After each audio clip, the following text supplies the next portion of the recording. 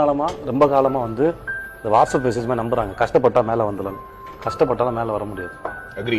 அது அப்படிலாம் நீங்கள் வந்து உங்களை சுற்றி நடக்கிற விஷயம் உங்களையும் அப்சர்வ் பண்ணி நம்ம எங்கே போக விரும்புகிறோம், நம்ம என்னவாக விரும்புகிறோம், அதுக்குன்னு அதை அனலைஸ் பண்ணால் மட்டும்தான் அடுத்த கட்டத்துக்கு போக முடியும். முதல்ல ஒன்று இல்லாட்டி கஷ்டப்படுறாங்க. அப்புறம் வந்து கஷ்டப்படவே இல்லை. எடுத்தோடனே நான் சினிமாவுக்கு ட்ரை பண்ண ஃபோட்டோ கொடுத்தோன்னே எனக்கு சான்ஸ் கொடுத்துருந்தாங்கன்னா எனக்கு உண்மை வந்திருக்காது, தெரியாது. அப்புறம் ரொம்ப ஃபோக்கஸ்டாக யாராலையும் வாழ முடியாது. பிரச்சனை பெருசானா நீங்கள் டைவெர்ட் பண்ண போனால் டைவெர்ட் ஆகதான் செய்யும். நான் டைவெர்ட் ஆனேன், 100 முறை ஆயிருக்கேன், 1000 முறை டைவெர்ட் ஆயிருக்கேன். வேலைக்கு போகலான்னு நினச்சிக்கேன், சிவி ரெடி பண்ணியிருக்கேன், அப்புறம் உடனே தோணும் வேணாம் அப்படி தோணும். எல்லாமே நடந்தது. முன்ன பின்ன மாற்றி மாற்றி குழப்பம் இருக்கும். தெளிவாக நீட்டாக கோடு போட்ட மாதிரிலாம் வாழ்ந்தால் போர் அடிச்சிடும், நல்லாவும் இருக்காது. ஸோ இது முன்ன பின்ன இருக்கும், அதை ஏற்றுக்கிறது தான். பட் இதெல்லாம் தாண்டி இப்போ மேரி சார் சொன்ன மாதிரி லைஃப் உங்களுக்கு வந்து டீச் பண்ணும், லெசன் எடுக்கும்.